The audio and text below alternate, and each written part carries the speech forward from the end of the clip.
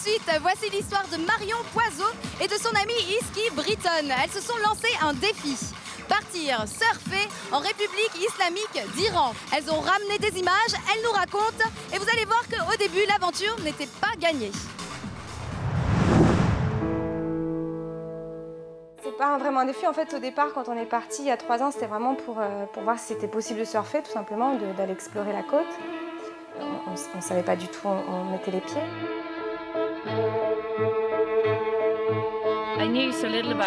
J'en savais peu sur l'Iran avant d'y aller.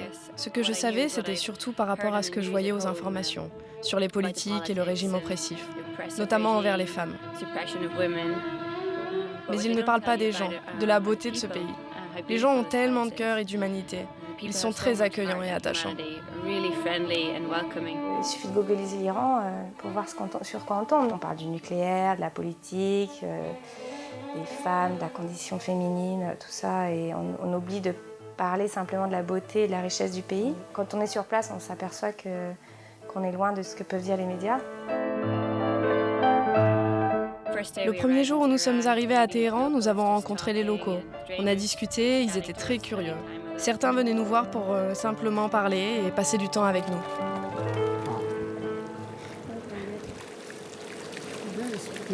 Ici, ils parlent des meilleurs en Indonésie.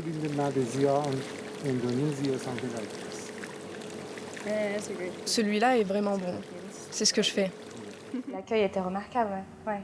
Parce qu'on a réussi à assurer notre sécurité via les locaux, en fait.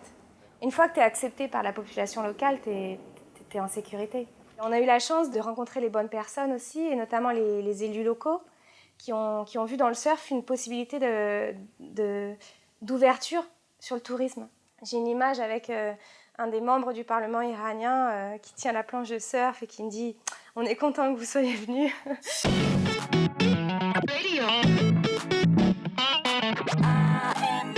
Une fois les élus et les locaux de notre côté, on a pu après partir sur des plages publiques et là ça a été l'euphorie. Les gamins évidemment avec des planches, ils connaissent l'océan mieux que personne parce qu'ils y vivent, ils y sont tous les jours, et ils sont tout le temps dans l'eau et on est avec des planches, ils ont un potentiel énorme parce qu'ils savent nager depuis qu'ils sont comme ça. Pas question en revanche, même s'il fait chaud, de surfer en bikini.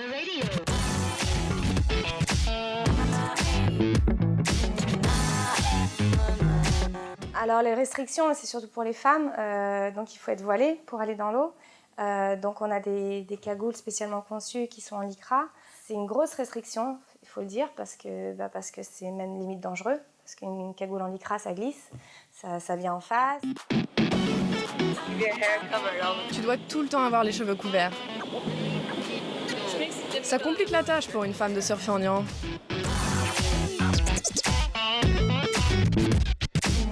Une fois que les gens sont dans l'eau et qu'ils surfent, toutes les barrières culturelles s'effacent en fait. On pense plus à rien, on est dans l'eau, on s'amuse ensemble, hommes, femmes, on s'en fout. et à partir du moment où on retourne sur la plage, on revient à la réalité, une espèce de réalité. Ok, maintenant, voilà, chacun de son côté. Surtout qu'en Iran, il faut savoir que le sport n'est pas mixte. Donc a priori, les femmes d'un côté, les hommes de l'autre. Ils m'ont envoyé des photos il n'y a pas longtemps. Ils sont organisés déjà, donc le matin pour les femmes, un peu plus tard pour les hommes. J'ai l'impression que maintenant tout le monde y va en même temps, donc c'est cool.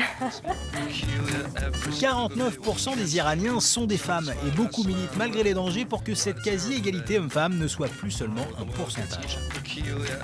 J'ai rencontré des femmes qui renoncent à rien pour avoir cette liberté de faire du sport. Parce que c'est une liberté de pouvoir faire du sport.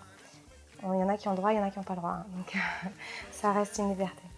Et j'espère sincèrement que les gens iront surfer en Iran comme ils vont surfer à Bali, partout. Enfin, je veux dire qu'il y a un réel potentiel là-bas et que ça donne une autre image du pays.